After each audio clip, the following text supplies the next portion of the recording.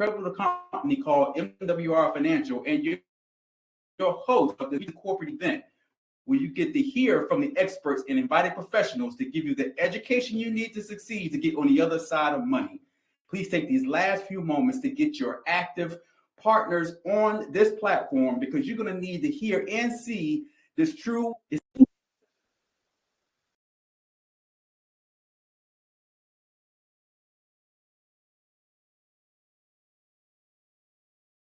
Because you are going to see how we're going to change the trajectory of building your wealth from having this new product added to our exclusive. Let's see who we have on the line out there to join us from across the country.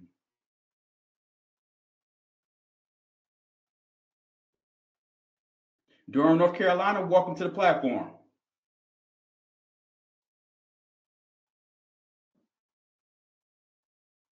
Benjamin McRae, welcome to the platform. Charlotte, welcome to the platform. Chicago, welcome to the platform. Columbia, Maryland, welcome to the platform. Sumter, South Carolina, welcome to the platform. Mr. Porter, welcome to the platform. Somerville, South Carolina, welcome. El Paso, welcome. Goldsboro, North Carolina, welcome to the platform. Queens, New York, welcome to the platform. Battle Creek, Michigan, welcome to the platform. Gary, Indiana, welcome to the platform. Fort Stewart, Georgia, welcome to the platform. Washington, D.C., welcome to the platform. Bracy, Virginia, welcome to the platform. Phoenix, Arizona, welcome to the platform. Maddox, New Jersey, welcome to the platform. Atlanta, Georgia, welcome. Snellville, Georgia, welcome. Wake Forest, North Carolina, welcome. Delaware, welcome. Guys, listen, while you're still chiming in, people from all over the country, let's go ahead and bring this gentleman who you have heard from before to the platform. Listen, he is well documented in the industry. He has built teams of tens of thousands of people from across this great country. The gentleman knows how to build and build big. His knowledge in industry and experience has propelled MWR Financial to become the company where lifestyle and legacy connect. Ladies and gentlemen, please help me welcome to the live our president, Mr. Indamo Tolson. Mr. Tolson. Hey, Gerald, thank you so much. As always, you are always here getting us ready to have a tremendous live tonight. I appreciate you so much for always being consistent and getting us ready to go. So thank you so much, Daryl. Ladies and gentlemen, good to have you. I see more and more people are getting on. I'm telling you, this is one of those times where you want to make sure your entire organization is on this platform, because you're going to hear from someone you kind of heard from before. A few of you, some of you know what you're in store for. So I know you made an absolute great job of getting everybody here on this, being ready tonight. Ladies and gentlemen, I have the pleasure to be able to introduce someone, and I have to kind of tell you what I love about what we're going to do tonight is it comes through this private information. Remember, there's two sets of information in the country, one that's public that we all kind of learned in school, and the other is private that generally gets passed down through bloodlines, unless you know someone that knows someone to be in the right set of circles and things like that. Well, at MWR, we've been blessed to do that. And, you know, when I met Mr. Roger Grant, who we all know, who, by the way, I did this at one of his environments where you're learning, where he kind of takes you into like a 2-3 day boot camp, and you really get down into understanding your trust my assets. So it's an ongoing education that he provides. And so it was at one of those classes that I attended, because we don't just at MWR tell you about things that we don't do. See, everything we do, and this is what I love about our great CEO and founder, Mr. Brian House, is that he has talked to you about the very things he invests in, the things he does to help create wealth, and has created wealth for him and his family. We do the same thing. So like you, I have my trusts are all put together. I went to the class, and as I was at the class, which was phenomenal, and I learned more about my trust, I was able to ask certain questions and things like that to get details from Mr. Roger Grant. our Trust My Assets expert. Well, what he did was he introduced me to a gentleman by that you're going to hear from tonight that was talking about precious metals.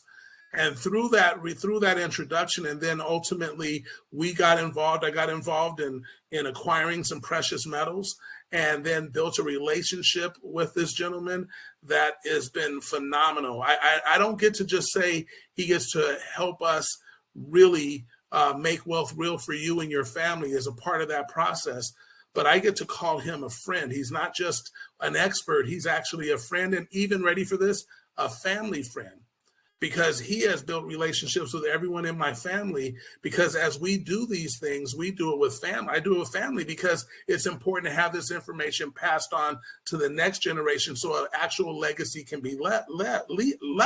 Sorry, I'm so excited I can't even get the words out. But I will tell you, when we met, the day that I met him through Roger's Environment, I literally had my wife there and my oldest son there.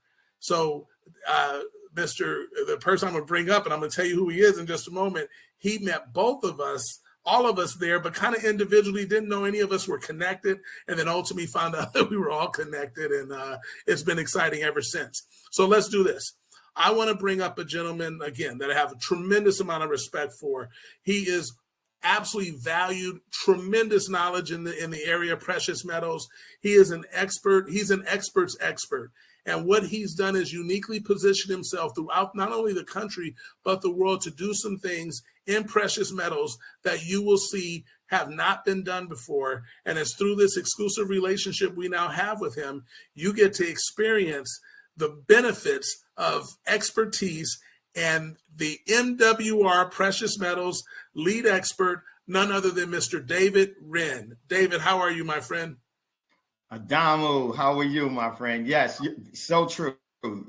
I am honored to be a family member, as you're a family member with us, and you are a very, very trusted friend. And, you know, when we first met, it didn't take long for our overall kinship to really just skyrocket. And it's like I've never not known you, but I just had met you during that time. And so I greatly appreciate you and the family and everything else. And I'm greatly looking forward to our one of our senior VPs, Gary Verge, is here. We are very much looking forward to just growing this relationship with MWR and just helping everyone get to the levels that their birthright has already established. It's just when you don't relinquish your birthright, you never have to worry about being wealthy. It's when you are tricked out of or you walk away from your birthright is where the poverty starts, because you become the outcast. So we want to make sure that we are brought back into the fold and no longer are the financial outcast that we have actually, what we've actually trained and conditioned our friends and family members to actually participate in that energy. So I just want to say thank you, and everyone that's welcomed me, thank you as well. And Gary Verge and I, it's an honor for us to be here tonight. Well, David, we're so excited for you to be here, and what you've done in the precious metals arena has been remarkable. And what's interesting and what's uniquely this relationship, how it was formed, I know the kind of company we are, where we're constantly growing and we're building people from all walks of life, people that they don't have to have any sort of financial expertise or literacy, because the experts are doing the work for them. They have the results that they're looking for. We literally are creating that environment, and you are going to be an extension of that to truly help people understand what the value of precious metals are and understanding what value means anyway, just the sheer fact of value, because we're all so taught on price, as you have helped educate me in that area.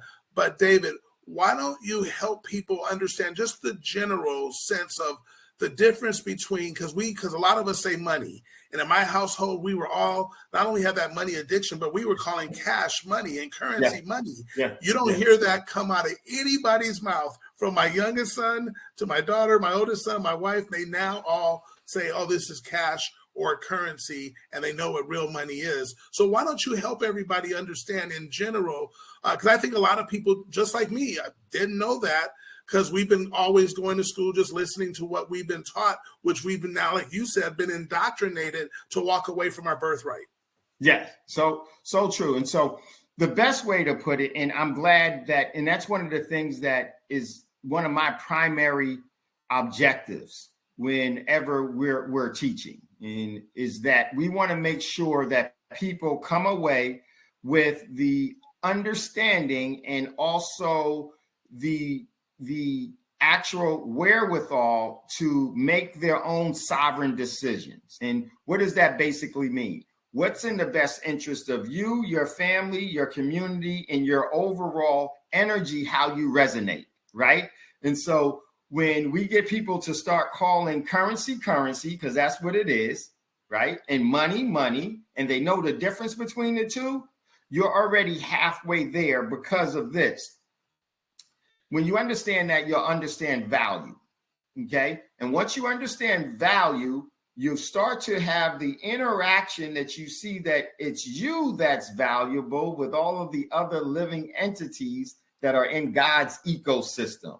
And then that's where you start to move from it's valuable to here's where the pinnacle is. It's priceless. Absolutely. And it's sustainable. So very, very true. Very true. And the most important thing is it's sustainable. So what's the difference between currency and money? Very easy. Very, very easy. So what we like to teach, what we teach is this. If God made it, plain and simple, let me just get my 1 second. If God made it, it's a form of money. God doesn't make anything that doesn't have intrinsic value to sustain life. And when you're able to sustain life, you're what? You're what? You are wealthy. Man makes currency, and generally man makes currency outside of the ecosystem to steal your birthright. It's a form of taxation because it is actually based off of a debt note. And what is debt? Something that keeps you from being wealthy. Debt can never make you wealthy. It can only make you rich. And I teach this all the time. When you're rich, you're one economic mistake from going broke. When you're wealthy, you can never go broke. Everyone here should be moving their mentality and their energy and their intrinsic capability to never, ever be able to go broke, but always live in a wealth stream. And that takes discipline. So if God made it, it is a form of money because it sustains life. If man made it, it's a currency. Okay, best way to put it. So when you look at that, and I think we have a dollar bill and an American Silver Eagle here, Dom. Okay, so now let me show you what happens and how we get deceived. And one of the things I always teach is that we are schooled to know the price of everything while knowing the value of nothing. Because once you engage in that, where you know the price of everything, price can be manipulated to your overall inimical financial demise, right? When it comes to when you know the value of something, no one can trick you out of what is correct, what you was owed and what's due to you, right?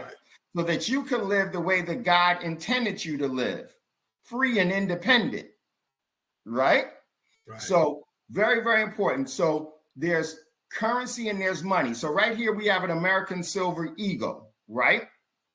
Mm-hmm. If we look at the back of the American Silver Eagle, if we could just pull that up real quick. If you see what it says United States of America. That means that the corporation of the United States of America knows what real money is. It's 1 ounce fine silver. It says United States of America, 1 ounce fine silver, $1. Can you see where it says that there? Yes. Right? Okay. So it says this $1. And you will learn, and this is one thing about that's so important about what we do with our clients.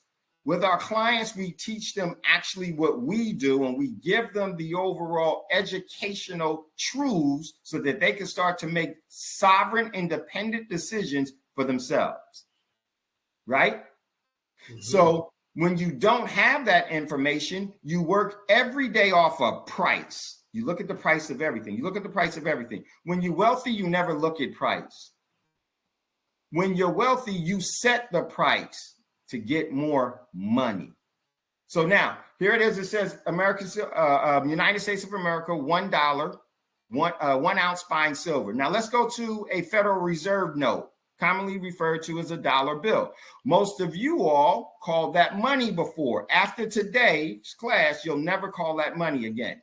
How many of you remember, we talked about this again, but I'd like to repeat it this way. You remember electric company, Sesame Street? Which one of these things is not like the other? Which one of these things is not the same? Okay, so let's take a look at that.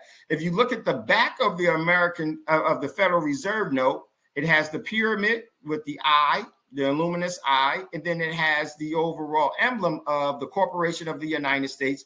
That is a eagle. Now, real quick, just if you look at the eagle's talons in the American dollar, and just make that bigger if you can, Martina. If you can make that screen a little bit bigger for everyone. There we go. And if you can't, don't worry about it.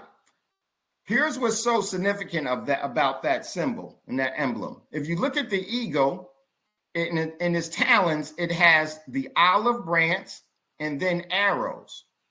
Because this is the thing. They're telling you through our dollar, we're going to offer you an olive branch. And if you don't take what we're going to give you, our debt, we're going to give you the wars of arrows, the arrows of war. So you either take what we're going to give you, and if you don't go with it, then we're going to give you the arrows of war. Go back to the American Silver Eagle. Look what's there. There is no arrows of war.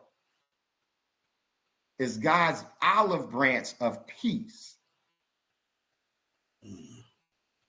It goes over everybody's head. It goes over everybody's head. So now, let's take a look. Go back to the Federal Reserve note, the currency, the debt instrument.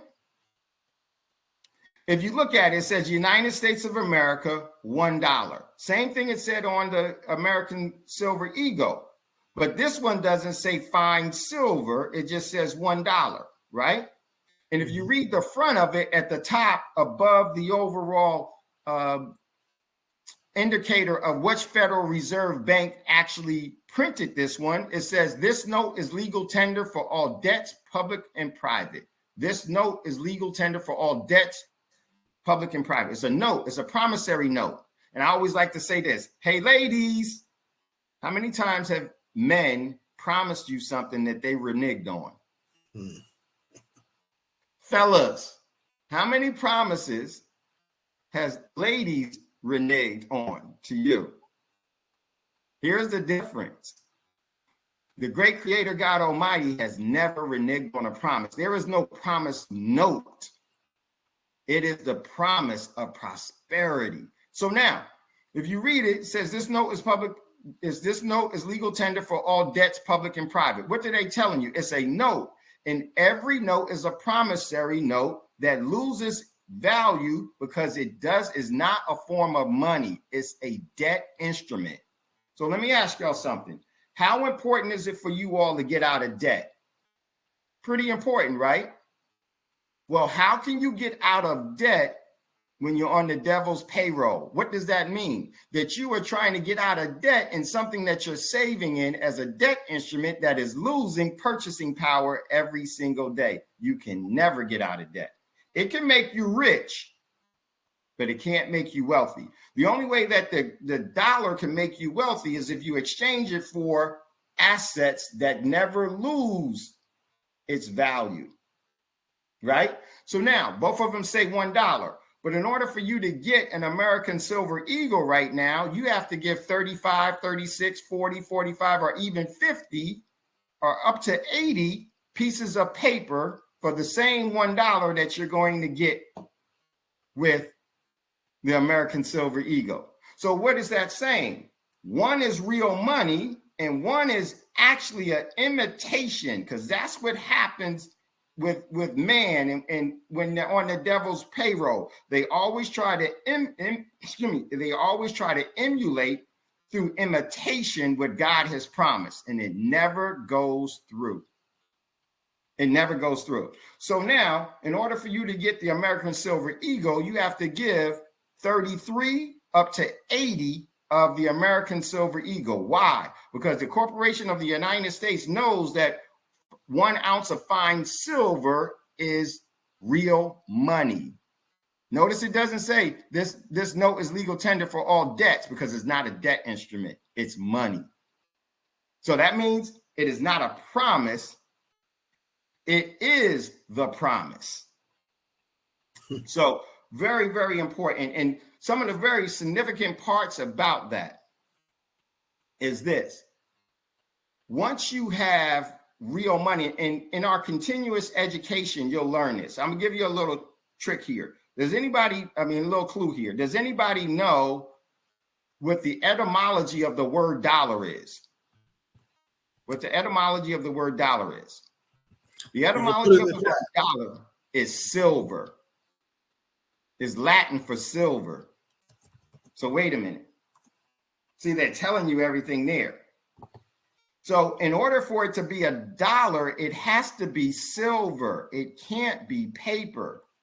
This is why whenever you write a check, or if you write a dollar amount of something, you put an S and a line through it. That's a hallmark for silver. See, they know how to maintain and acquire wealth by everybody else being schooled to know the price of everything, while only being able to ascertain riches for a short period of time and losing their birthright.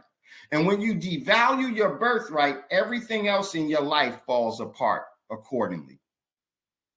It is the true wage of a debt slave. So it's so important that we know these things. It's so important that we actually live these things. It's so important that we engage in this overall, these true principles to maintaining what has already been given to us. Here's the thing. It's been given to us, but it's required that we value what's been given to us and not squander it and lose it by doing what? Being on the devil's payroll. And that is the most important thing. That's how you become wealthy, is you maintain the principal truths of what God has already given to us. But the thing is that we can walk away from it through ignorance and because of we choose to have an I problem. I want to do it my way. Okay. You outcast yourself. One of the things in this system is that it teaches us to fire ourselves from our wealth every day. It teaches us to fire ourselves from our overall birthright every day. So we want to change that, and we want to show you this is what's been the truth since the beginning of life itself, and it will be the truth until the overall, till you make the great transformation, I make the great transformation, continuous. It is eternal. It is the eternal truth. So we want to actually assist you through MWR and the programming and everything that MWR is going to bring you through the MWR precious metals and everything else. We're going to guide, and we're going to give you the opportunity for you to learn this, because you know what? I am not a school person. I'm an educated person. We want to move you away from being schooled, because schooling means that you are going to be obedient and you're going to regurgitate what was taught to you. And education shows you how to succeed through adversity from proven methods that have been tested, tried and tested in the past and have been successful. That's an education. That's an education. But like we say, we all been schooled to know the price of everything while knowing the value of nothing. We've just been disenfranchised. So It's so much to this. And we are going to be here walking you through this and making sure that you grasp it, you know it, and I'm gonna tell you something. It already resonates with every single one of you. This is the second time we've had a call with you all. It already resonates with you. You already knew it, and you knew that there was something wrong and there was something that wasn't right with this, with the economic system, right? You knew that there was something wrong. That unction never, ever broke its overall tie to who you truly are.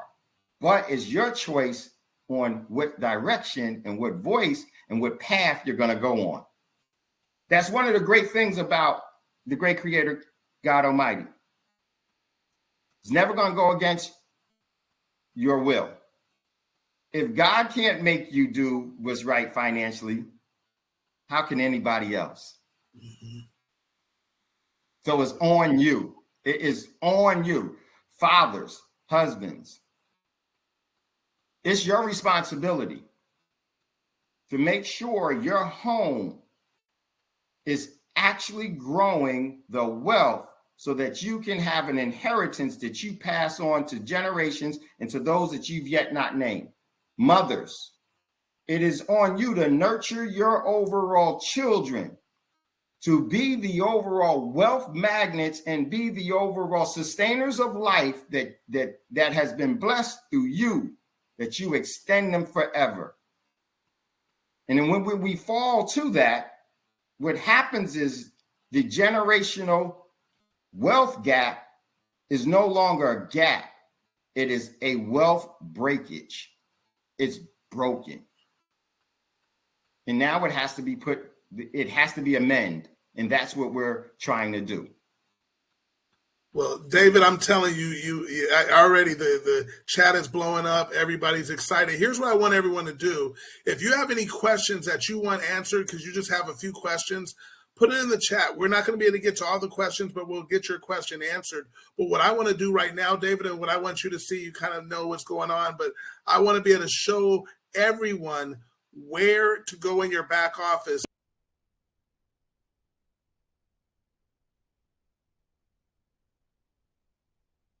Ever wondered how partners in a partnership or shareholders in an S corporation report their share of income, deductions, credits, and distributions? Well, the answer lies in a form known as Schedule K-1. This crucial document often leaves people scratching their heads, but today we aim to shed light on its complexities. Diving right into it, Schedule K-1 comes in different components. The first of these is income. This includes ordinary business income, rental income, interest, dividends, and capital gains. Each of these types of income is reported on the partner or shareholder's tax return and directly impacts the amount of taxable income. Next, we move to deductions. These are amounts that can be subtracted from income, reducing the total amount that is subject to tax. Deductions can cover a wide range of expenses, from business expenses to depreciation on assets. Then we have credits. These are amounts that can be subtracted directly from the tax owed, unlike deductions, which reduce the income subject to tax. Credits can be granted for a variety of reasons, such as low-income housing or research and development costs. Lastly, we look at distributions. These are amounts distributed to partners or shareholders during the year. Distributions are not necessarily taxable, but they do reduce the partner or shareholders' bases in the partnership or S corporation. Another intriguing aspect of Schedule K-1 is the concept of special allocations. These are allocations of income, deductions, credits, or distributions that do not follow the standard pro rata distribution according to ownership percentages. Special allocations have their own set of rules and requirements, and they can result in unique tax consequences for the partners or shareholders involved. Throughout this discussion, we've referred to real-life examples and case studies to help you get a practical understanding of how Schedule K1 works. We've also explored common errors to avoid and highlighted the importance of accurate record keeping. To wrap it up, mastering Schedule K1 is essential for anyone involved in a partnership or S corporation. Understanding how to interpret and analyze the information it provides is crucial for accurate tax reporting. Remember, while it may seem complicated at first, breaking it down into its individual components makes it far more manageable. So next time you come across a Schedule K1, you'll be ready to tackle it with confidence. Title: Maximizing Unearned Revenue Holdings Through Accounting. Arbitrage, a financial lecture from RSI's perspective. Introduction. Welcome, esteemed audience, to this financial lecture on the topic of growing unearned revenue holdings through accounting arbitrage. In this lecture, we will delve into the concept of accounting arbitrage and explore how it can be leveraged to maximize unearned revenue holdings. Through the lens of RSI, we will provide insights and strategies to help you navigate the intricacies of this financial practice. Understanding accounting arbitrage. First, definition. Accounting arbitrage refers to the practice of capitalizing on discrepancies in accounting treatments across different financial instruments or entities. Second, objective. The primary goal of accounting arbitrage is to exploit these discrepancies to generate profits or enhance financial performance. Third, key elements. Successful accounting arbitrage relies on thorough analysis, comprehensive understanding of accounting principles, and effective risk management strategies. Fourth, leveraging accounting arbitrage for growing unearned revenue holdings. Fifth, unearned revenue. Unearned revenue represents income received in advance for goods or services that have not yet been delivered or rendered. Sixth, exploiting timing differences. Accounting arbitrage can be employed to optimize the recognition of unearned revenue, capitalizing on timing differences between cash receipts and revenue recognition. Seventh, strategies for maximizing unearned revenue holdings. Eighth, deferred revenue recognition. By deferring revenue recognition to future periods, unearned revenue holdings can be increased, enhancing financial flexibility and liquidity. Ninth, contract modifications. Accounting arbitrage can be utilized to strategically modify contracts, aligning revenue recognition with the desired timing of unearned revenue holdings. 10th, creative revenue recognition. Careful analysis of accounting standards can lead to innovative revenue recognition methods, effectively increasing unearned revenue holdings. 11th, risk management considerations. 12th, regulatory compliance. It is crucial to ensure that accounting arbitrage strategies comply with applicable accounting standards, regulations, and disclosure requirements. 13th, ethical considerations. Prudent application of accounting arbitrage necessitates adherence to ethical principles, ensuring transparency and fairness in financial reporting. 14th, mitigating financial risks. Effective risk management practices, including rigorous due diligence, stress testing, and scenario analysis, are essential to mitigate potential financial risks associated with accounting arbitrage. Conclusion.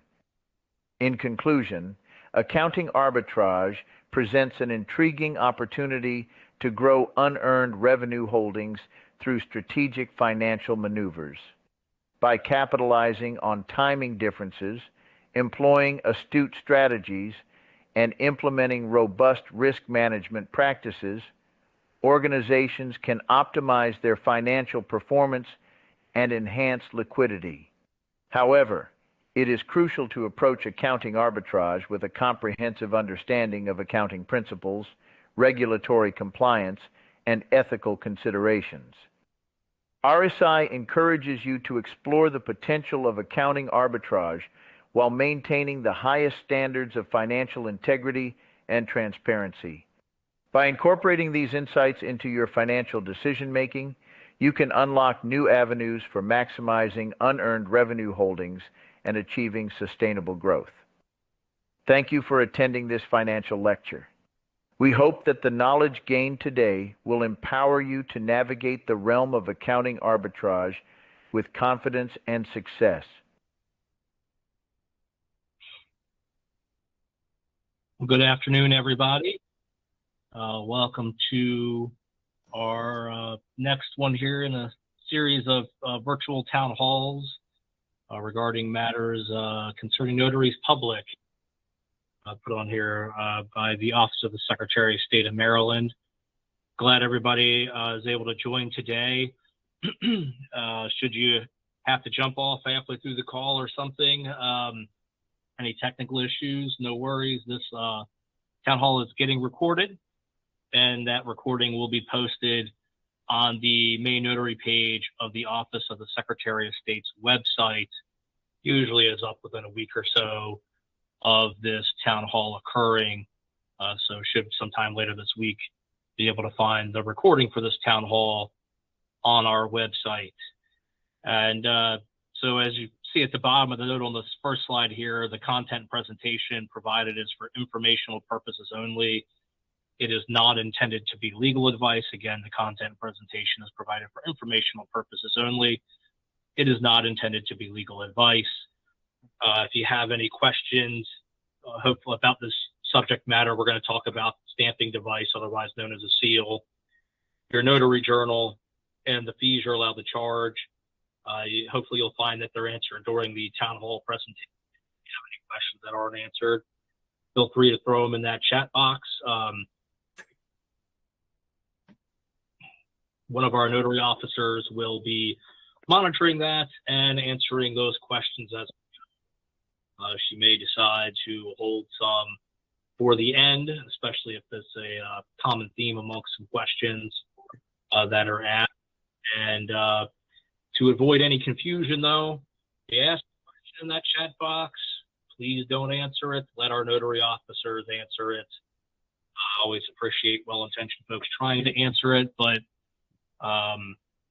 we've learned from reading some of those chat boxes and transcripts after the fact that some well-intentioned folks don't always throw the right answer in there. So leave it to our notary officers, not notary publics, but notary officers here, our employees at the Secretary of State's office, to answer those questions. And this town hall is being recorded, so that email notified you of that. And by participating, you are consenting to the recording of this town hall. Before we get started, with me here today is our Deputy Secretary of State, Michael Laurie. So Michael, if you want to say a few words to welcome everybody. Yes, welcome. Thanks, Mike. And he is our resident expert. We've got a great staff here to support your needs, and you have an important public trust. So steal a line from a famous politician from the 80s. We don't trust but verify. So we want to make sure you guys are in line with not only the law, but what is expected of you from the public. But we do trust you. We hope that you'll learn all of the ins and outs, and feel free to ask questions, give us feedback. You can reach out to me directly, but I'm sure Mike will be able to answer your questions faster than I will. I'll probably check with him if I have a question. But we're here to serve you as you serve the public. We really appreciate your public service, and I know the Moore Miller administration is really grateful that you're raising your hand, stepping out to serve, and learning these important duties which you're obligated to understand and follow. But we really appreciate you stepping up, and please view us as a resource as you are engaging or continue to engage with this important function of government. So thank you. Thanks, Michael. Appreciate the kind words. Yep, a very important office, one that does require and hold the public trust. So notary public and officer of the state of Maryland, when you're performing those duties, and always important to remember that when acting as a notary public, you're acting as an officer of the state, and therefore you're held to that high standard and public trust on what it is you are doing. Today, I mentioned earlier, we're going to talk about the notary stamping device, oftentimes more commonly referred to as the notary seal, the journal requirements, what many folks that have been a notary for a while may call the Fair Register of Official Acts, and then the different fees we're allowed to charge.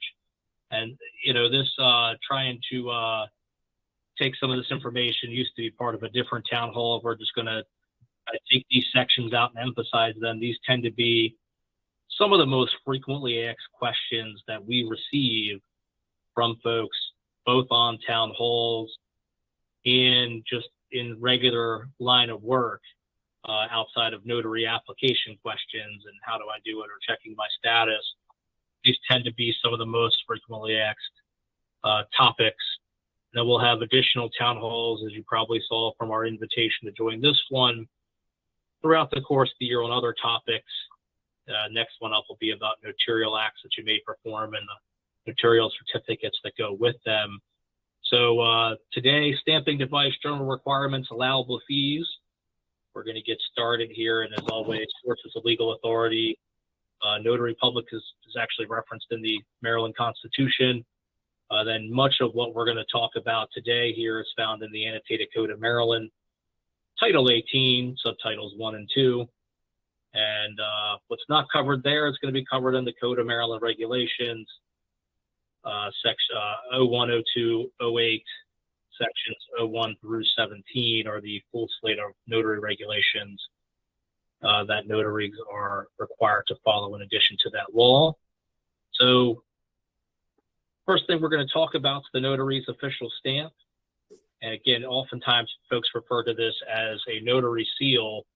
The law, when it changed significantly in 2020, started referring to your notary seal as a stamping device. So if you're ever reading the law and wondering, stamping device, it means your notary seal. It could be a stamp. It could be the embosser that makes the raised paper marks. One or the other, either one of them is an official stamping device. So the law also defines official stamp as a physical image affixed to or embossed on a tangible record, or an electronic image that's attached to or logically associated with an electronic record.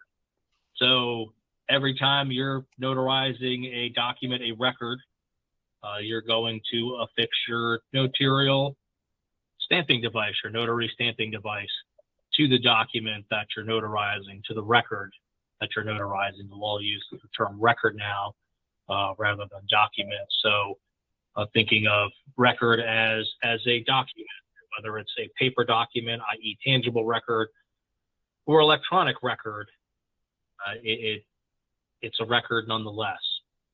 So you have to attach it or logically associate it with. Attach, what does that mean? If it's a stamp or an embosser, you stamp the page or you make the embosser mark. If it's electronic record, you're electronically affixing or logically associating, as the law says it, that electronic seal. And I mentioned earlier, it could be an ink, it can be an embosser, or it could be electronic if you're doing a notarization on an electronic record. The notary's official stamp must be able to be copied together with the record to which it is affixed or attached or logically associated. Right, stamps, easy to copy. The embosser, if you shade the paper right, you can copy that image as well from the embosser, so that it can be reproduced if it's done in a certain manner. And the notary stamping device is a public seal for the purpose of this particular section of the criminal law article. Why is that important? Well, you can't falsely or corruptly affix a public seal. If you're a notary, you affix your seal. Nobody else should be affixing your seal. You shouldn't let other people affix your seal. We're going to talk about that, but it's It's against the law to falsely or corruptly affix a public seal. A notary public stamping device is a public seal. The notary stamping device needs to contain 3 pieces of information. We're going to talk about a couple other things there that it may be on there that people often ask about. The 3 things you need to have: name of the notary public as it appears on the notary's commission. And if I'm John Smith and I'm commissioned as John Smith, my notary seal needs to say John Smith. If I'm John A. Smith, my notary seal should say John A. Smith. If I'm John Allen Smith, my notary seal should say John Allen Smith. However your name appears on your notary commission, that is how your name should appear on your notary stamping device, on your notary seal. So make sure it matches. Important point there is when you get commissioned, when you apply and get approved, or when you renew and get approved and you get sent an email telling you to go get sworn in as a notary public for your first or your next commission, one of the things in there that it asks you to do is verify the name as it appears is correct, because we want to make sure before you go to the courthouse to get sworn in, and then you go buy your notary public seal and you start notarizing, that the right name is appearing on that commission. So you always want to double check that before you go get sworn in. Every time you get a new commission, you want to make sure your name on your commission appears correctly in the way it is supposed to appear. Second thing that's always required on a notary seal are the words notary public. And the last thing that always needs to appear on a notary seal is the county, or if commissioned in Baltimore City, in which the notary resides or was qualified. So in other words, wherever you get sworn in for your notary commission, that's the jurisdiction that should appear on your notary seal. Let's say I live in Anne Arundel County. I'm going to be sworn in at the Anne Arundel County Clerk of the Circuit Court. Therefore, my name would say Michael Schlein, Notary Public, Anne Arundel County. So name as commissioned, the words Notary Public, and the county in which you're commissioned, unless, of course, you're commissioned in Baltimore City, in which case you would say City of Baltimore or Baltimore City instead of Baltimore County. And thinking of that, we see a lot of folks will put Baltimore City County on their seal, or Baltimore County City. That's not a real place. Either City of Baltimore, County of Baltimore, Baltimore City, Baltimore County, not both. You get sworn in at one or the other. You don't get sworn in at both. So make sure your seal does not say Baltimore County City or Baltimore City County. They are different jurisdictions and they are not the same jurisdiction. Effective October 1st, 2020, the law also talks about the notary having their expiration date on their notary seal. And that is true unless, of course, the notary's expiration date appears in a notarial certificate. Those of you that are very familiar with the requirements of notarial certificates or have ever looked at the sample certificates in the law or in the handbook will see there's often a spot on the certificate for the notary to write their expiration date. So if you're able to write your expiration date as part of the notarial certificate, you don't need to have the expiration date on your seal. So that's why I don't have it listed as a 4th item above. It is a maybe you need it on your seal, maybe you don't. If it's a part of the notarial certificate, you don't have to have it on your seal. Every notarial act now requires a notarial certificate. So there should be a place for it to write in which case, if it is, you don't have to have it on your seal. A lot of folks will say, but Mike, what if I put State of Maryland on my seal? Great, as long as you have 3 things. Name as it appears on your commission, the words Notary Public, and the jurisdiction in which you are commissioned should all be on your seal. If you want to throw something extra like State of Maryland on there, that's fine. You don't have to have State of Maryland. You have to have these 3 things. You can add State of Maryland if you want, but you don't have to. So you can have that on there, but these are the things you must have on there. So if you have State of Maryland on your seal, as long as you have these other 3 things, you don't have to worry about getting a new seal. You can keep it.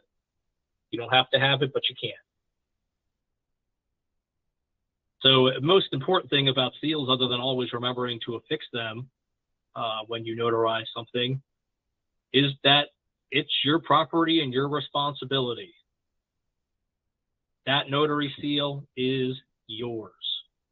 It has your name on it. It's a public seal. We talked about public seals and falsely and corruptly affixing briefly there. It's your seal.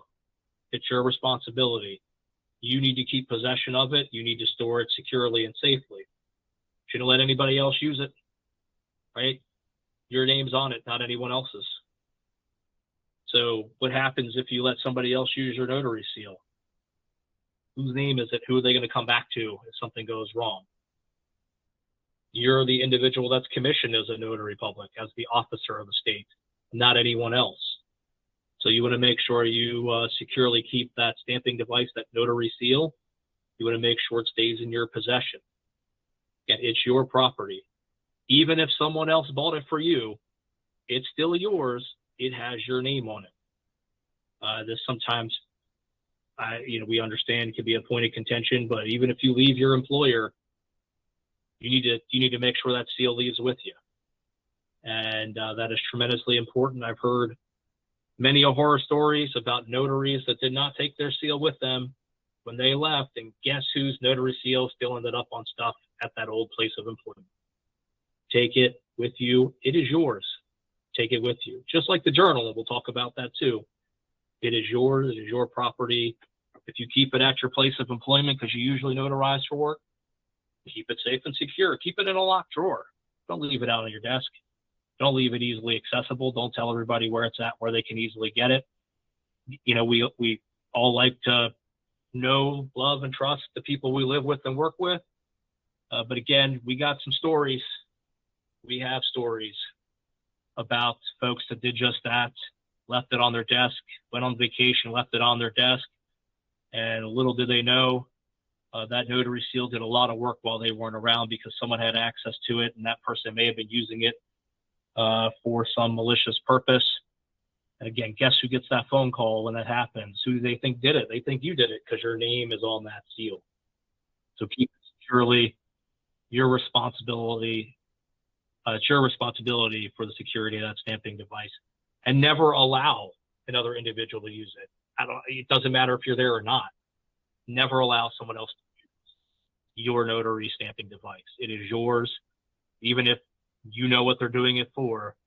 They're not who you are. You cannot allow other people to use it, and you don't want to accidentally allow other people to use it either. So I've kind of gone over the scary sounding part, right? Very important. Seems petty, seems simple. Who would ever do that? Trust me, it happens. It happens, it happens, it happens. So make sure you keep it in your possession. If you lose it, you let us know. Tell us if it's lost or stolen. Tell us if it's missing. Let us know so we know, so we can note your file, your profile, so to speak, so that we know that your seal was lost or stolen. And that way there's a record of that being reported. Should anything bad ever happen or come of it, right? You never know where that seal is going to go. Maybe it's just lost, or maybe it was stolen or misused. Let us know if you discover that to be the case. And, if you've resigned your commission, or your commission expired, or worse yet, was revoked for some wrongdoing, regardless, you must disable that stamping device by destroying, defacing, damaging, erasing, or securing it against use in a manner that renders it unusable. So make it unusable, destroy it, disassemble it. If it's a stamp, you can pull that ink pad right off pretty quickly, right? And those embossers might be a little harder to destroy, but if you're having a bad day and you're no longer a notary and you don't need that notary seal anymore, take it out on that seal, right?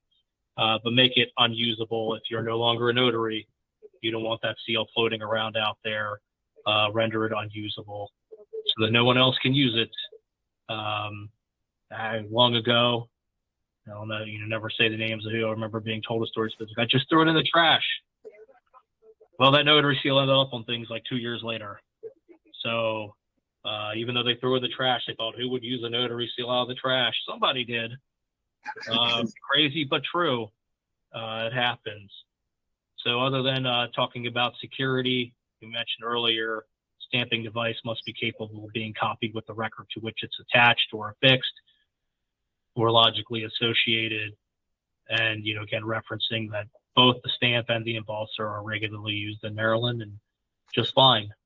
One makes the ink stamp, right? One makes the raised paper marks. Either one will do. I'm going to go back to here before I get into notary record keeping. Again, just want to emphasize that notary seal has your name on it. It is yours. Don't let anybody else use it. Don't let anybody else take it. Take it with you. If you go somewhere, if you change employers, take it with you. Take it with you. Take it with you. Don't leave it behind. Many, many, many scary stories of things like that happening. Even 5-10 years later, after somebody stopped working somewhere, a notary seal, if it was left there, may still end up being used. So take good care of that thing. It's yours, and let us know if it's ever lost, stolen, or anything else that requires or needs some level of reporting to us. So notary record keeping. One of our other big questions we get are what's required in record keeping. How long do I have to keep my record? How long do I need to keep my journal? So we're going to talk about all that here. And, first things first, the journal is required by law. It is required by law. You as a notary public need to keep a journal. Used to be referred to as a fair register of official acts. Now it's called a journal in the law. Every notarial act you perform, you must put it in your journal. There are no ifs, there are no ands, there are no buts. Every notarial act goes in that journal, whether it's somebody you've never met before and you had to identify, or somebody you see every day and notarize for every day. Every notarial act must be chronicled in your journal. It is a requirement of the law. Folks always, but I know the person, I didn't. Yeah, you know him, you still got to put it in the journal. I work with them, I see them every day. Still got to put it in the journal. Still got to put it in the journal. But I keep copies of different things that I still got to put in the journal. Journal is a requirement. The law requires that it does not make exceptions for any of those reasons to not have a journal. Got to have that journal. If a notary notarizes for the same people all the time, doesn't matter, right? We just talked about I do it every day for that person. Still got to keep a journal of your notarial acts. Entries in those journals should be made contemporaneously with the performance of each notarial act. So what does that mean? At the same time or occurrence, contemporaneously. We're here, I've identified you, I've watched you sign, I've completed the certificate, I've affixed my seal, I've made the entry in my journal. That's all happening at the same time and occurrence as the notarial act itself.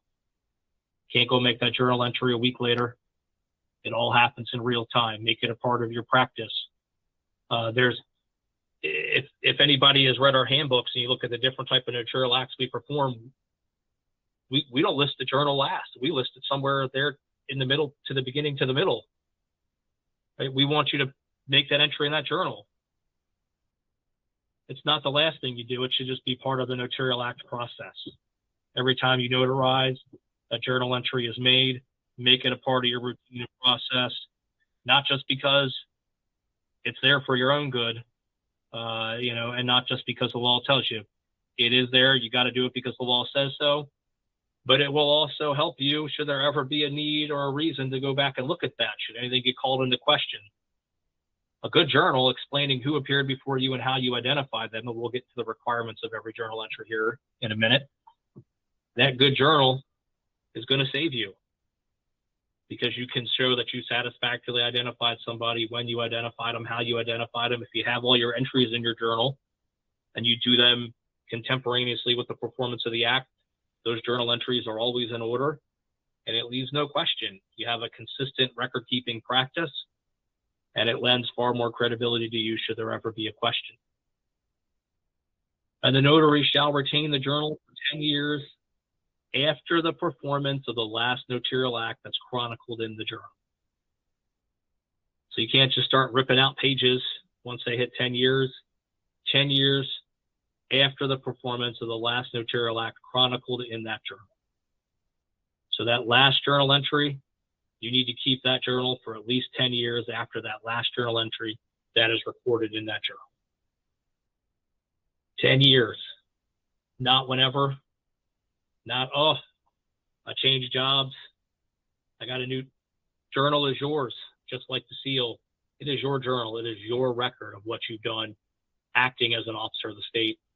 It should also go with you whenever you move or leave or what have you, right?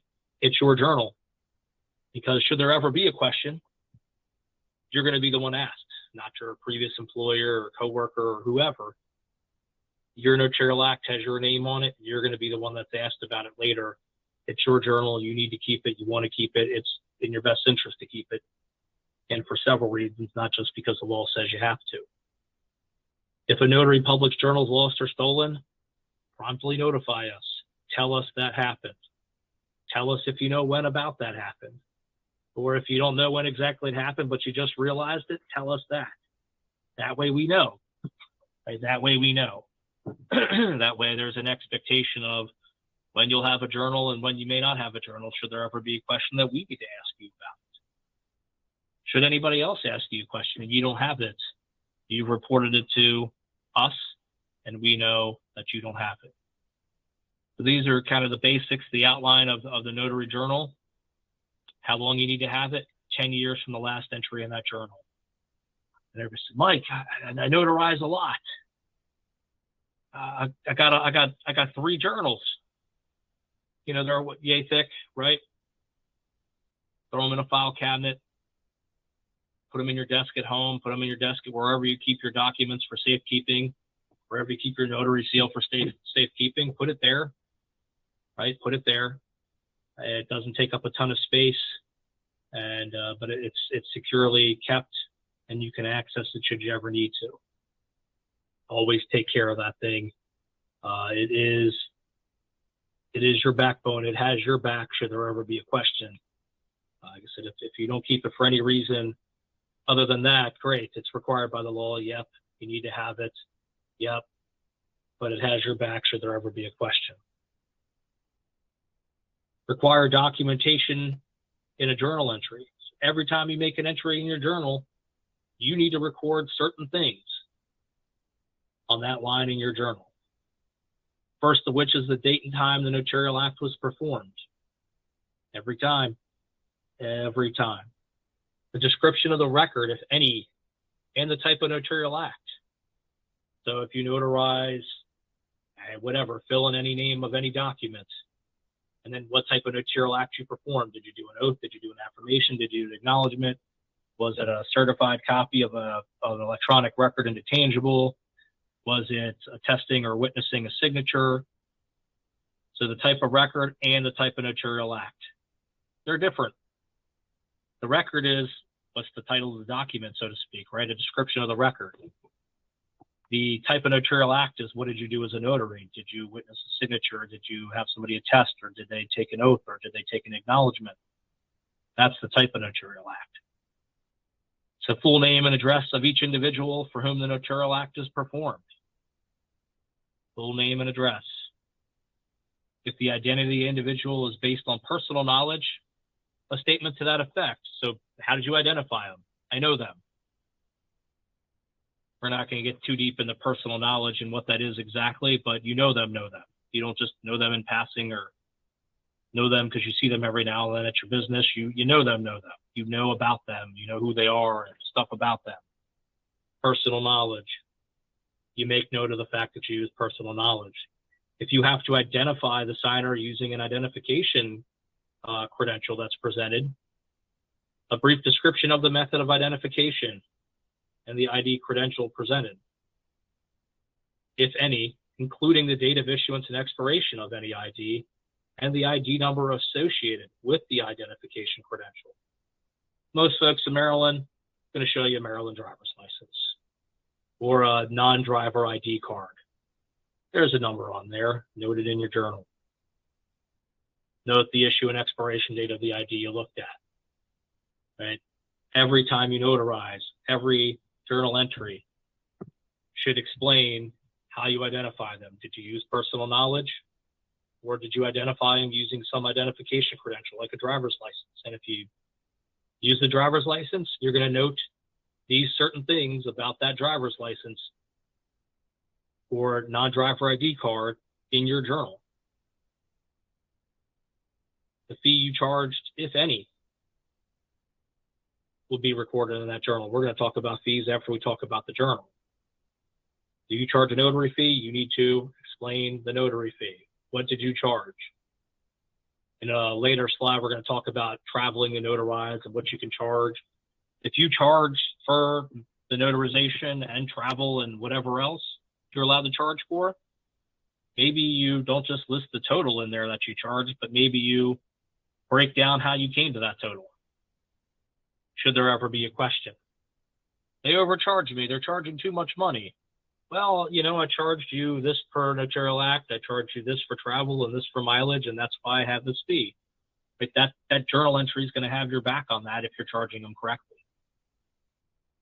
So if there was no fee, indicate there's no fee. If you're a notary that doesn't charge for notarial act, indicate that. $0, no charge, or NA, something to indicate that you're not charging the fee per notarial act. Not everybody charges. And then you can indicate whether an individual is making a statement or executing a signature, which is the subject of a notarial act that appeared in the notary's physical presence or remotely by means of communication technology. What does that mean? And every day people talk. Did you do an in-person notarization or did you do a remote notarization? So indicating that it was in-person or remote. And if you only do in-person notarizations, easy to answer, right? If you do both, depending on the types of remote notarial acts you may have a different electronic journal than you do tangible record. We're going to talk about that here. So journals may be created on a tangible medium or electronically. Tangible on paper in book form. The notary shall maintain only one journal to chronicle all notarial acts performed regarding tangible records. So your regular run-of-the-mill notarial act, you watch somebody sign a sheet of paper, you notarize their signature, you complete the certificate for oath, acknowledgement, affirmation, official witness, what have you. But it's a document, hard document in front of you, a tangible record. One journal for those notarizations. One journal. That journal for tangible notarial acts must be a permanent bound register with number of pages. So it needs to be a bound journal book. It has to have numbered pages in that journal. So if you're notarizing the traditional way of paper documents, paper records, when you keep your notary journal, you make your entry, it should be in a bound book with numbered pages. So that's for tangible notarial acts, or notarial acts on tangible records. Now we're going to get into journals for notarial acts on electronic records. You could have one or more journals for notarial acts performed regarding electronic records. Those electronic journals for those electronic records must be in a permanent, tamper-evident electronic format that complies with the laws and regulations adopted by the Secretary of State. You know, well, how do I know? Well, if you're doing remote notarial acts, especially, on electronic records, you have a remote online notary vendor provider. You have a RON vendor or more, one or more, for which you're using their technology to perform a notarial act. That technology should include journal capability. Maybe use more than one RON vendor. Well, you might have a journal for notarial acts on this RON vendor and one for electronic record notarial acts on this other RON vendor, and that's fine.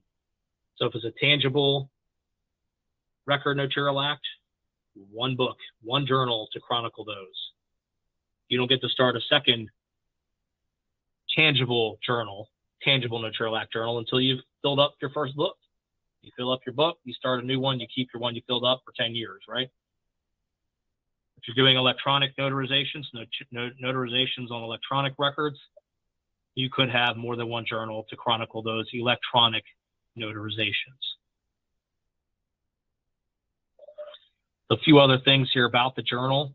The notary public engages with the third-party repository. The contract shall enable the notary to comply with any retention requirements, or provide that the information will be transferred to the notary public if the contract is terminated.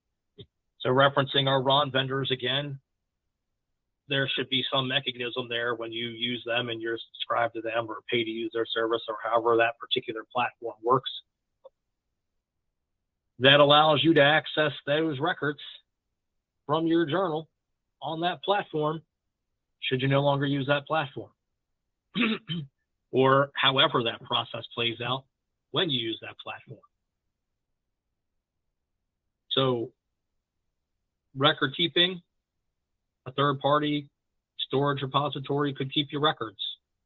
That's fine as long as there's a contract. We don't have a list of approved repositories, but if you have a contract that takes care of the record-keeping requirements and allows you to do these things, that's deemed sufficient. If you resign or you're revoked or suspended and whatnot, still got to keep that journal. Still got to keep that journal, as described on these previous slides. 10 years from the date of entry, last date of entry in that journal. And inform the Secretary of State where the journal is located if need be. And so it's a requirement to keep the journal. Even after your commission expires, you're still going to keep that journal. Still need to keep that journal.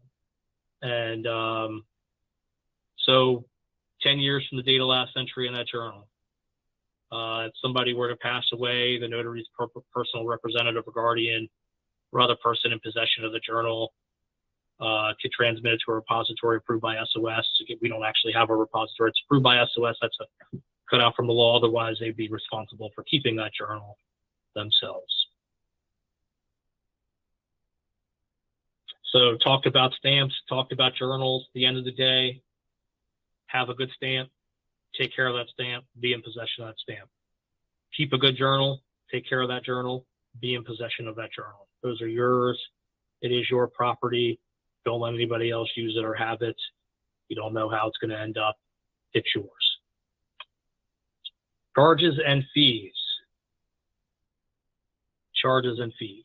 So we're going to go over different things that a notary can charge for. And I'm going to get ahead of any questions. Every time without fail, we always get different questions about charging for notarial acts or what else can I charge for? As a notary public, you can only charge for these things. These things, and we're going to go through each of these things on the screen one by one. Folks will say, well, you know, I'm a mobile notary. I go places to notarize. Here are the fees you can charge to go places to notarize. No other fees. Can't set your own fees. There's no convenience fee. There's not an after hours fee. But Mike, they call me at 2 in the morning. It's the only thing you can do right here. If you travel at that hour to notarize, it's the same thing as if you traveled at 2 in the afternoon to notarize. But I had to go out on my way to note. Okay, this is still what you can charge. These are the fees that you can charge to notarize in the state of Maryland. No matter what you want to call yourself, no matter what time of the day it is, no matter what other fee or charge you want to tack on, this is what you're allowed to charge when acting as a notary public. Nothing else. No convenience fees, no after hours or nighttime fees, overnight fees, after hour fees, weekend fees, no other fees. No other fees. You can charge up to $8 for the performance of a notarial act. That's the fee for each signature that you're notarizing. $8 per notarial act, up to. Don't have to charge $8. You could charge less. You could charge $0. Anywhere from $0 to $8. $8 is the maximum fee you can charge. And receive. And it's the phrase in the law is demand and receive up to $8. So what does that mean? One of the other questions folks like that is, well, what if they want to tip me? Nope. Not according to the law. The notary may demand and receive up to $8 for the performance of an original notarial act. Can't take more than $8 per notarial act. no matter what you want to call it. Additional copies of the same document. Notary may receive $4 for each signature notarized. So you have two of the exact same things that you're notarizing, $8 for the original, $4 each signature for the second. You may not demand to receive more than $2 for a photocopy made of a notarial act. Somebody wants a copy of something you notarized, you make a copy for them, you could charge them up to $2 for that. If you have to travel, you can charge for mileage at the IRS mileage rate for business travel. So the Internal Revenue Service every year sets the business travel mileage rate. We try to keep up with that and post it on our website. Right now it's 67 cents a mile effective January 1st. If that changes in the year, we'll try to keep up with that. The best thing to do if you want to get it, make sure you're accurate up to the minute, just Google search IRS mileage rate for business travel. You'll get a quick hit on that. It'll tell you exactly what it is. But the IRS posts that. They put out a bulletin usually every year, or if it changes during the year, they put out a bulletin in the middle of the year to help you with that. So make sure you're looking that up.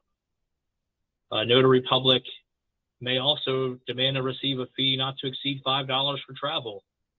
So if you have to travel, and we're going to go about how to break this down on the next slide, you can charge them a $5 flat rate plus the mileage. That's in addition to the mileage if you have to travel. And if you're doing a remote notarial act, you cannot charge more than $30 for the performance of the remote notarial act. So $8 for traditional notarial act, $30 for remote notarial acts. No more. Less if you want, but no more. So those are the maximum fees that you can demand and receive. Can't receive more than the maximum either. Right? Can't receive more than the maximum either.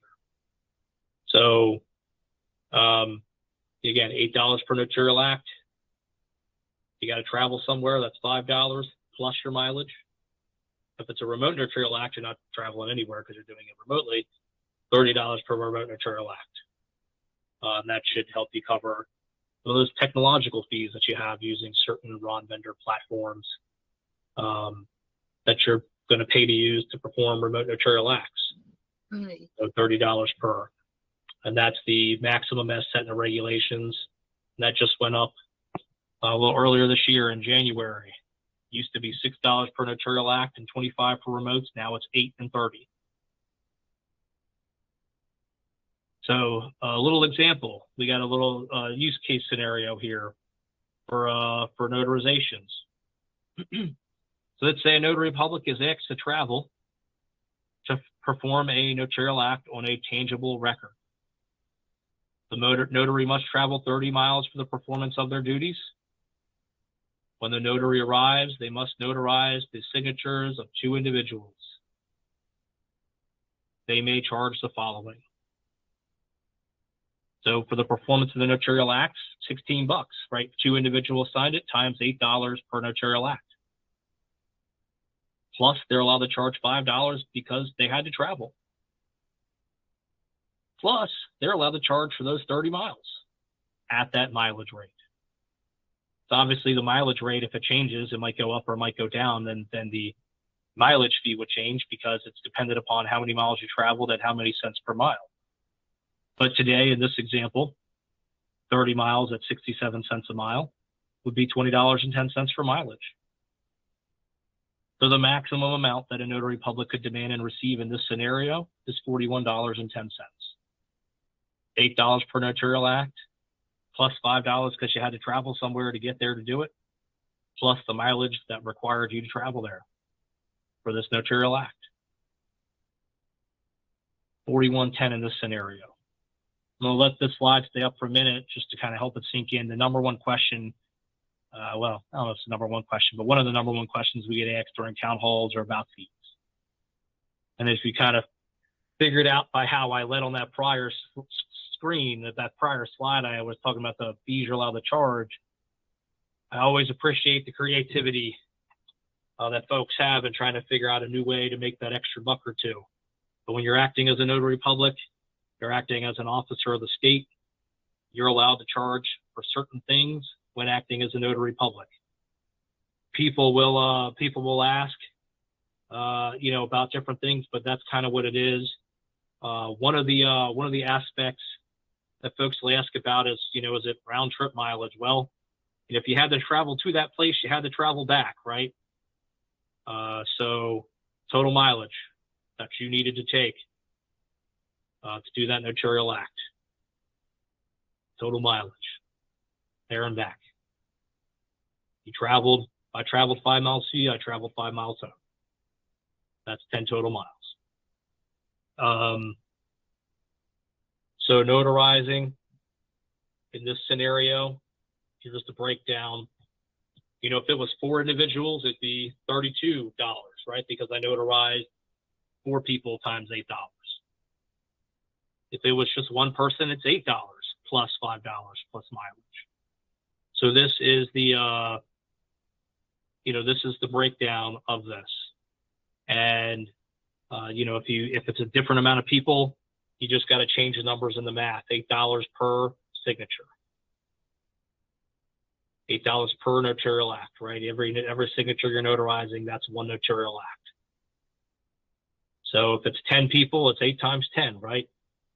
80. 5 people, 8 times 5, 40. 1 person, 1 times 8, 8. So you do the math on that to get you home plus the mileage. And people often will say, well, it's a $5 travel fee. Yeah, $5 because you had to go somewhere plus the mileage. The mileage isn't capped at $5. It's $5 because you had to travel plus the mileage.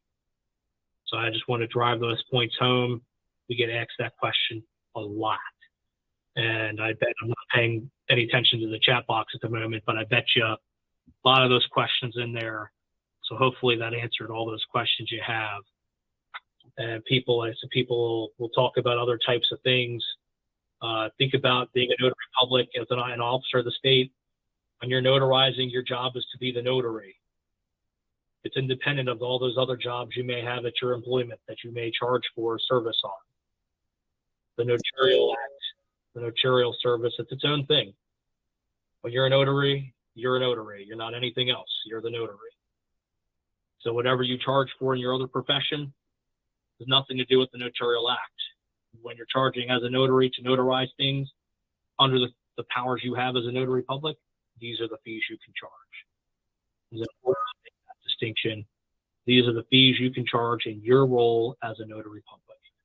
I'll bounce back to them one more time here so everybody can kind of take a peek. And again, this is going to be recorded. This is not just going to be, this is being recorded. So this recording is going to pop up online here in the next few days. So if you missed it, you can always, when that recording's posted, just forward this presentation to the screen if you want to get a look at it. It's in the handbook. If you bought the handbook and have the handbook, it's in there. And if you go to the notary page and you go to our frequently asked questions, one of them is about the fees you can charge. It's found there as well. So it's in a few different places. But these are the fees you can charge as a notary public. So just some helpful information for you to have. Folks, oftentimes, I was reading online, and the first question I always ask somebody is, what website? Because anybody can say anything online. And I know deep down, we all know that, but you just kind of get hung up in the moment. You start reading something and you may not be paying any attention to the fact that that person's a notary from a whole nother state, or better yet, a whole nother country. Well, every state's a little different in what they allow you to do and what you can charge and what your powers are. So if you're looking for information about Maryland Notaries Public, best place to go is our website, sos.maryland.gov. That first link is the main notary page, right? There's an FAQ link you can get to from the main notary page. If you're looking for new application information, how do I become a notary? That link right there gives you all the steps. Renewals, same thing, but for renewals. Here are the steps. The last link you see there is a link to our authorized course of study and exam provider page. If you're a new and renewing notary, you have to take a class now to renew. And if you're a new applicant, you have to take a class and pass a test to be able to apply.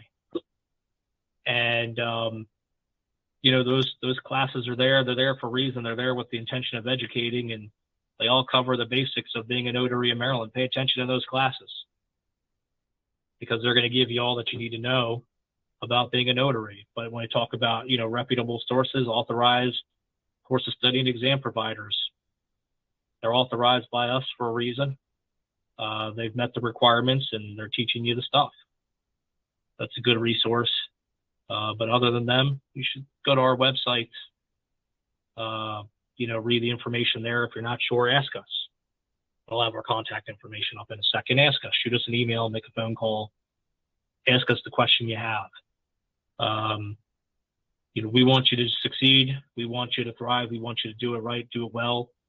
It's always better to ask us and get it right than guess and get it wrong and hear from us later by maybe you'll never hear from us later. But better to ask and get it right than guess and be wrong and hear from us later. It's always better the first way, right?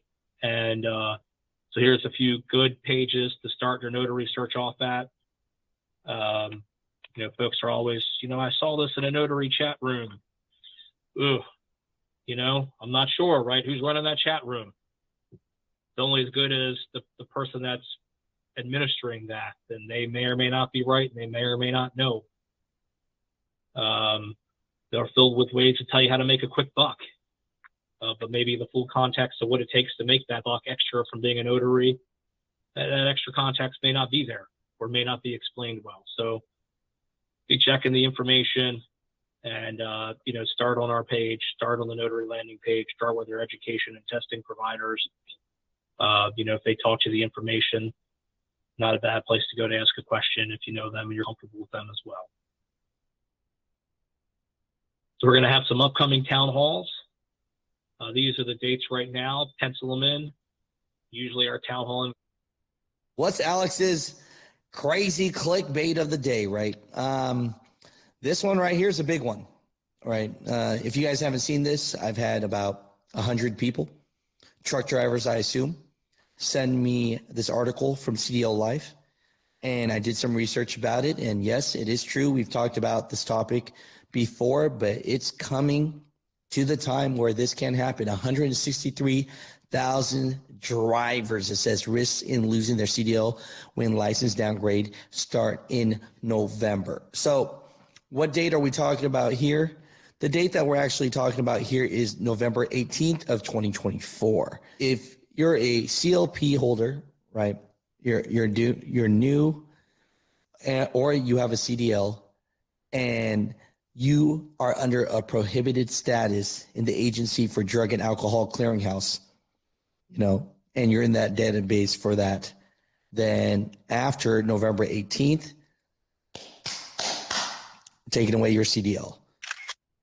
You got to take this seriously. I'm not here to judge anyone. How do you get a prohibited status? The way that happens is pretty much they had you go in for a test and you said, hey, I'm not taking it, you're refusing it. Or second, you don't pass. I'm not judging. Maybe you had too much Listerine. Maybe there was a situation. Maybe you're taking some type of medication that just red flagged it. There's all sorts of things that happen. I'm not here to tell you that. What I'm here to tell you that is there's 163,318 drivers with the ACDL that are in the system as prohibited right now and in the clearinghouse. And you might not know, you need to check this stuff. And so by November 18th, you don't get this situated, they are going to downgrade you and take away your CDL. What are the measurements? What can you do? I have that information for you here, and that's at the clearinghouse.fmcsa.gov/FAQ/topics/CDL downgrades. Everything that you need is in the fmcsa.dot.gov website, and I'll have links down below. My commercial driver license CDL was downgraded to my prohibited clearinghouse status. How can I get my commercial driving privileges reinstated? So it says here, to have your clearinghouse status changed from prohibited to not prohibited, you must complete the return to duty process as established by 49 CFR Part 40, Subpart O. Right after you complete the return to duty process and your clearinghouse status is updated to not prohibited, your state driver license agency SDLA will allow you to reinstate your commercial driver's privileges.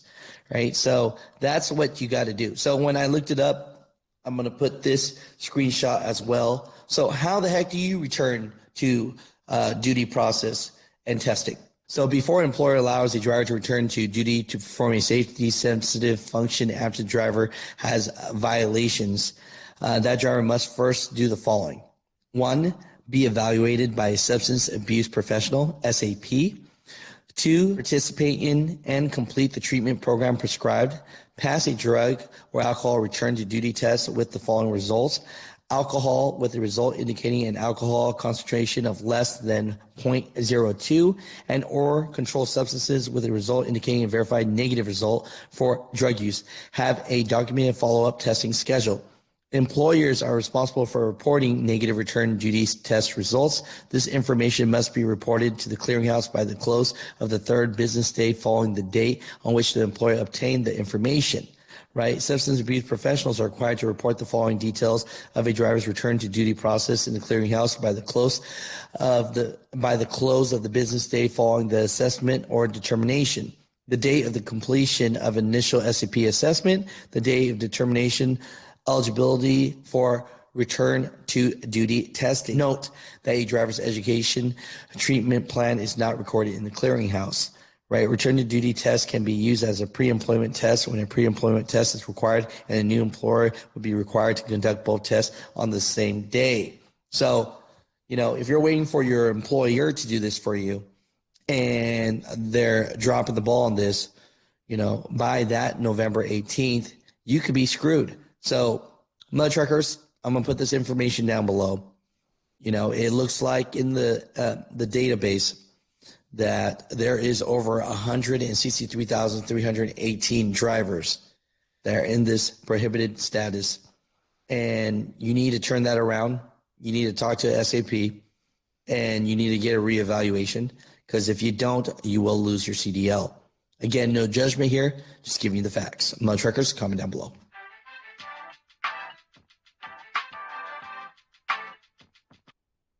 Ever wondered how to navigate the intricate web of compliance processes while maintaining top-tier security for your notarial records? The solution is closer than you think. Introducing Comply Chain Guard, or CGG, a platform designed specifically for civil law notaries. CCG merges the complex chain of compliance processes with unrivaled protective measures. It enables you to stride confidently through the multifaceted terrain of regulations while ensuring paramount security for your records, deeds, and transactions. CCG boasts a regulatory compliance engine that keeps you updated with real-time insights tailored to civil law regulations. It effortlessly integrates with legal databases and ensures automated compliance checks for all notarial deeds and transactions. But that's not all. CCG also features advanced encryption to safeguard your notarial records. You'll benefit from multi-factor authentication and periodic security assessments, upholding the sanctity of every notarial act. Plus, with continuous transaction monitoring, you'll receive alerts for any discrepancies and comprehensive logs for traceability.